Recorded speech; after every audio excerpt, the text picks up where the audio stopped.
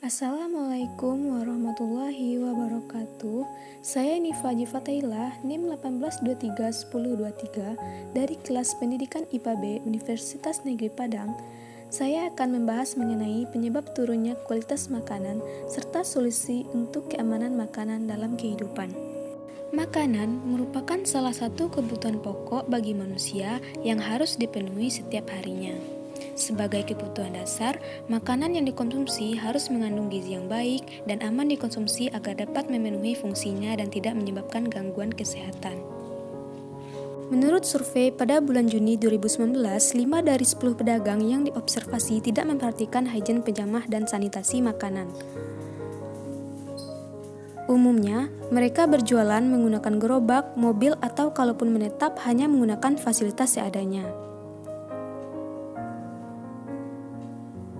Dalam melayani, pedagang juga seringkali tidak memakai celemek dan menangani makanan secara langsung menggunakan tangan dan tidak menggunakan sarung tangan plastik.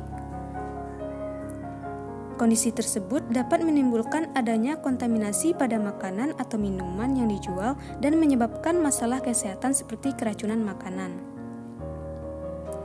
Kedua berita tersebut menunjukkan bahwa foodborne disease atau penyakit bawaan makanan merupakan masalah kesehatan masyarakat yang berkembang di Indonesia.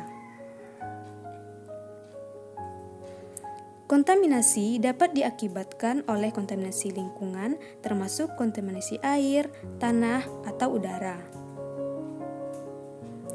Manifestasi klinis paling umum dari foodborne disease berupa gejala gastrointestinal.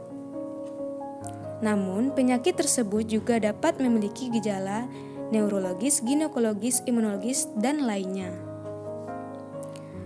Faktor penyebab yang pertama yaitu higien penjamah.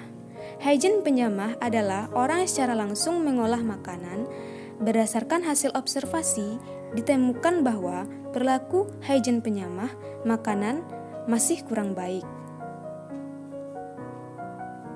Saat pengamatan terlihat bahwa penjamah berbicara sambil mengolah makanan, tidak mencuci tangan sebelum menjamah makanan atau minuman untuk dicampur dengan bahan-bahan lain dalam pengolahan ataupun penyajian, berkuku panjang, dan tidak memakai masker atau celemek.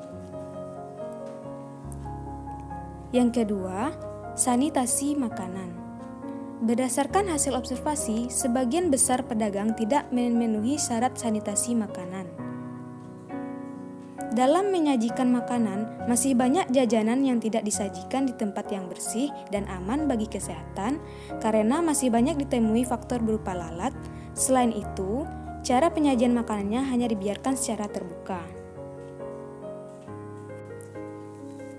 Perilaku penjamah makanan yang mengambil makanan tanpa harus mencuci tangan dapat berpotensi menimbulkan kontaminasi.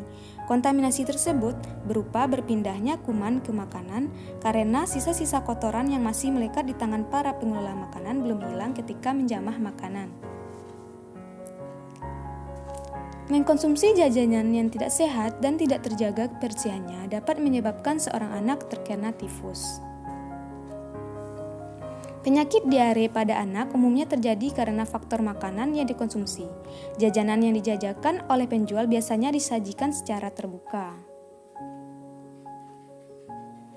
sehingga mudah terkontaminasi oleh polusi dan debu jalanan hingga lalat yang hinggap di makanan. Dinas Kesehatan setempat diharapkan dapat meningkatkan pengawasan secara berkala dan memberikan sosialisasi mengenai higien dan sanitasi kepada seluruh pedagang makanan. Pihak pemerintah dan BPOM dapat melakukan pengawasan dan pemeriksaan secara rutin di kantin sekolah, jasa boga, dan kaki lima. Bagi pedagang makanan, jajanan dapat melaksanakan higien dan sanitasi, memakai celemek saat berjualan, memakai penjepit makanan atau sarung tangan plastik, dan tidak merokok pada saat berjualan, supaya makanan tidak terkontaminasi dan aman untuk dikonsumsi.